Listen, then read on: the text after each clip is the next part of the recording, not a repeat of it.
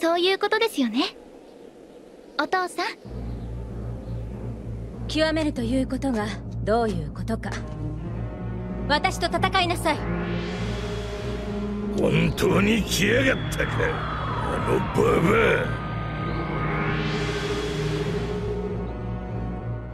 ア。覇王なんて何にもいらねえんだよ。これ以上ここワノ国でお前の好きにはさせない。私の覚悟、ママに見せてあげる。お前もか。紫は死んだ。死んだんだよ。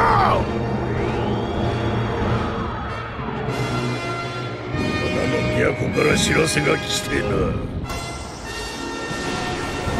世界最高の戦争始めようぜ。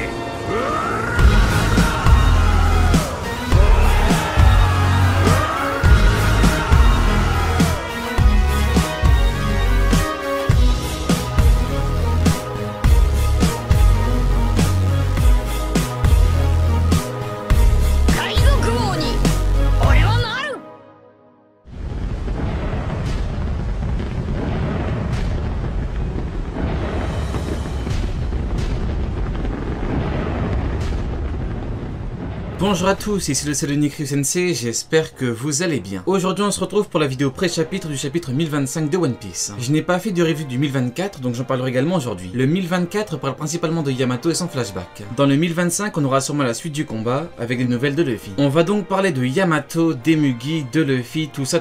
Les événements du 1024 sont très liés à ceux du 1025, parce que logiquement, ça suivra avec Yamato. A savoir que je parlerai des samouraïs du flashback dans une théorie sur Zoro. Une théorie spéciale Zoro. Pour le soutien, on peut mettre un gros pouce bleu sous la vidéo. Pour rejoindre Loro Jackson, on peut s'abonner à la chaîne.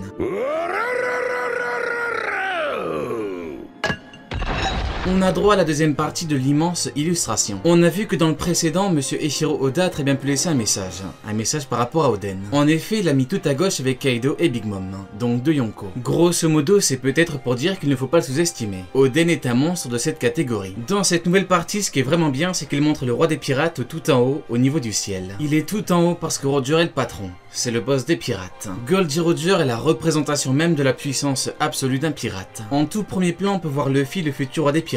Luffy a un flot titanesque, une très belle cape et un point en haki. Là, bien sûr, on peut se demander, mais pourquoi est-ce que son point est en haki? Eh bien, je pense avoir la réponse. L'auteur nous dit très implicitement que le haki est la clé. C'est la clé qui permettra à Luffy d'atteindre une puissance phénoménale. Autre fait intéressant, on voit bien Zoro qui tient l'épée maudite. Comme par hasard, l'épée maudite est bien montrée. Très bien montrée. Pourquoi? Eh bien je pense que vous connaissez la réponse. Zoro ne va pas tarder à montrer la véritable puissance démoniaque. Ashura n'était que le début. Préparez-vous à un niveau bien plus grand. Dernier point assez intéressant, on voit Franky taper un contre avec Kid. Est-ce que c'est pour dire qu'il ne faut pas le sous-estimer? Peut-être. En attendant, sur Loro Jackson, on a toujours cru en Franky et au Mugiwara. C'est l'équipage du futur roi des pirates, le souverain absolu. On a Usopp qui fait croire qu'il a battu 2 Tobiropo. Cette annonce a littéralement choqué les pirates du roi des bêtes. Ça c'est normal parce que battre un vice-commandant c'est déjà bien, et même très bien. Mais alors en battre 2 c'est hallucinant, surtout si c'est en même temps. J'ai comme l'impression que l'auteur veut nous montrer qu'il ne faut pas oublier Usopp. Il a eu un combat contre Page One, mais malheureusement, c'était pas non plus un très gros combat. Il veut devenir un grand guerrier.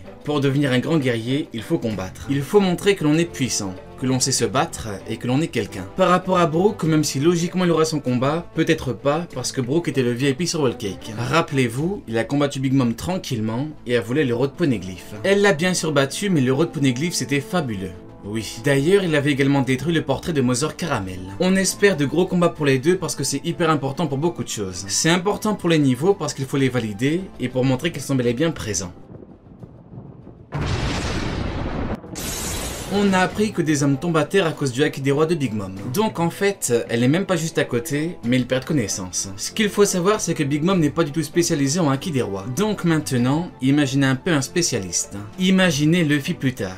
Imaginez Shanks, imaginez Goldie Roger. Je pense que l'auteur veut nous dire que le haki des rois cache encore pas mal de choses. Le haki des rois est un très grand pouvoir. C'est le pouvoir des boss. Alors qu'il a battu Sasaki, Franky continue. Ça c'est quelque chose qui est vraiment bien. Il a gagné le combat, mais il continue. Il est debout. Il n'est pas KO. Il a quand même battu Sasaki, donc un vice-commandant. Il a validé le niveau dans le plus grand des calmes. Au niveau de la marine, les vice-commandants sont les vice-amiraux. Donc il peut taper un 1 contre 1 avec n'importe quel vice-amiral et n'importe quel vice-commandant. L'équipage est vraiment devenu très puissant. Et encore, par rapport à Franky, il lui manque de gros power-up. En tant que véritable cyborg, Franky a un très grand potentiel. De son côté, Robin a fait le taf en battant Black Maria, la puissante Tobiropo. Après la forme démoniaque, Robin semble apaisé. Brooke la porte et c'est comme si Robin se disait qu'elle peut compter sur lui et ses amis. Pour en revenir à Brooke, logiquement il aura son combat. Maintenant, Onigashima égale Enies Lobby. Et sur Enies Lobby, par rapport à Usopp, on n'a pas eu de combat. Ce n'est donc pas une obligation, même si bien sûr c'est préférable. Par contre, l'arc est là pour montrer que l'équipage des Mugiwara atteint le niveau d'un équipage d'empereur.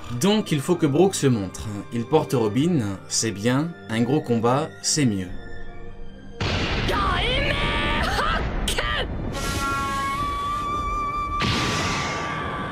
La construction du chapitre est excellente. On avance et beaucoup se demandent mais qui combat le roi des bêtes. En fait, c'est vraiment choquant. Zoro combat King, Sanji combat Queen, et Luffy ne combat pas Kaido. Donc oui, c'est choquant parce que tout le monde se demande mais qui le combat. Eh bien, celle qui combat le roi des bêtes, c'est Yamato. Yamato. Elle parvient à le combattre et c'est vraiment excellent. Beaucoup écrivent en commentaire que c'est fou qu'elle arrive à le combattre. À le combattre aussi bien. Moi j'ai envie de dire oui, exactement, c'est fou, mais c'est cohérent. Au niveau des rapports de force, monsieur Eiichiro Oda a toujours géré à la perfection. Factuellement, un niveau empereur peut battre un niveau commandant assez rapidement. On l'a bien vu avec Kaido qui a mis Luffy KO au début de Wano Kuni. Luffy a vanqué ses 2 ans de Girimoshi, mais Kaido l'a allumé rapidement. Donc oui, un niveau Yonko peut factuellement démonter un tel niveau rapidement. Maintenant, Yamato a un excellent fruit. Un excellent acquis, et surtout, elle sait comment le combattre. Yamato pose une question rhétorique très intéressante. Admirer Oden, est-ce un crime? Or, pour Kaido, c'est justement un crime. Le vrai problème se trouve ici. Le crime, c'est la catégorie des infractions les plus graves. Cette catégorie est plus ou moins vaste. Kaido est le souverain suprême de Wano Kuni.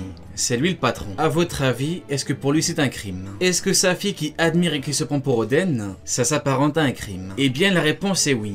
Oden a choqué Kaido, il l'a choqué et l'a humilié, et Yamato est la fille de Kaido. Ça relève. Donc Yamato n'a pas compris que ça blesse son père.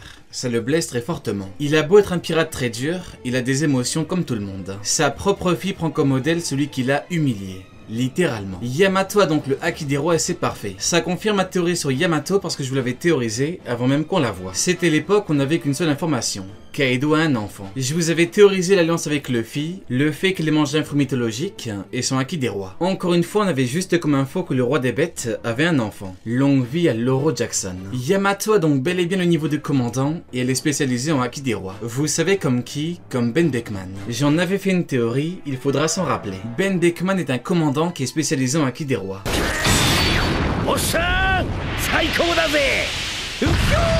Depuis qu'elle est petite, Yamato représente Oden, en tout cas elle le dit, et elle n'a pas changé de conviction. Voilà pourquoi son haki des rois est fabuleux. Elle a une énorme volonté. Le haki des rois est le haki de la volonté. Avec un tel état d'esprit, elle devait avoir un haki très très fort. Un haki des rois très très fort. Quand elle dit je suis Oden, c'est parce qu'elle admire Oden. Elle l'admire profondément. C'est en hommage. C'est pour dire qu'elle porte en elle sa volonté. Kaido voulait un successeur qui lui est digne. Malheureusement pour lui, son enfant admire Oden. Yamato combat avec un kanabo et elle a même le fameux Ramehake. Elle devait devenir la relève de Kaido et s'impliquer beaucoup de choses. Elle devait être la tête du pays. Elle devait diriger des troupes. Elle devait aider à son père pour le One Piece. Tout ça, tout ça. Le Shogun a déstabilisé le CP0 en disant ceci. Je n'ai pas peur du GM. Moi, je suis avec Kaido. Donc, il représente comme chaque empereur une institution du monde. Une institution qui fait pour GM, qui contrôle la marine. Yamato devait être dans le projet, mais que nenni. Ça ne fonctionne pas. Pourtant, son potentiel est juste, mais colossal. En tant qu'enfant de Kaido avec le haki des rois, elle a tout pour être hyper puissante. Avec Jack, Queen, King et Yamato, il avait des forces individuelles de taré. Malheureusement pour lui, Yamato c'est pas trop ça. Et à travers ce combat, on a même quelque chose. L'émancipation finale de Yamato. Elle s'affranchit de son père, de son autorité. Comme dit dans ma récente vidéo révélation, il y a un parallèle très fort entre Kaido Oden et Yamato Momo. Par rapport aux naissances, les deux pères c'est pareil et les deux enfants c'est pareil. Yamato a le haki des rois, donc la logique me pousse à dire que Momo a également le haki des rois. On risque d'avoir donc 4 haki des rois sur le toit. 4. Le truc c'est que Kaido c'est pour Luffy. Donc qu'est-ce qu'on fait? Eh bien la logique me pousse à dire qu'ils vont débuter, mais qu'au final on aura bien un Luffy contre Kaido. Un 1 contre 1. C'est un peu comme avec Doflamingo, au final c'est un bon 1 contre 1.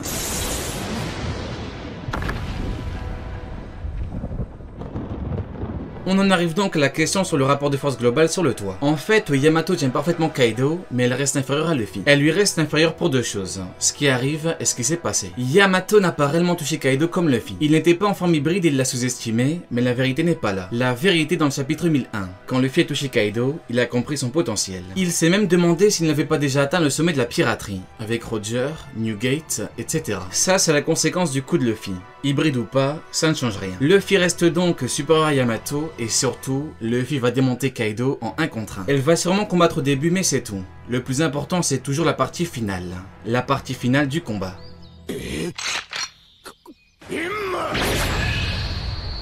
On en arrive donc au parallèle Luffy-Zoro, parce que dans les deux cas, le haki est hyper important. En fait, le haki est la clé pour la victoire des deux combattants, Luffy et Zoro. Ils vont devoir développer et utiliser leur nouveau haki contre leurs adversaires, King et Kaido. Luffy haki des rois, Zoro haki de l'armement et ou des rois. Quoi qu'il arrive, le haki des rois de Luffy sera toujours supérieur au haki des rois de Zoro. C'est dans la hiérarchie des choses, c'est comme ça. Par contre, Zoro aura un énorme niveau, notamment avec son haki des rois et surtout son haki de l'armement. C'est donc avec 2 power-up en lien avec le haki que Luffy et Zoro gagneront. Ils gagneront, ils choqueront le monde entier. En ce qui concerne Zoro, justement, ne vous inquiétez pas. Ma grosse théorie sur son cas arrive. Allez, Diane, tu n'auras pas regardé ma vidéo pour rien.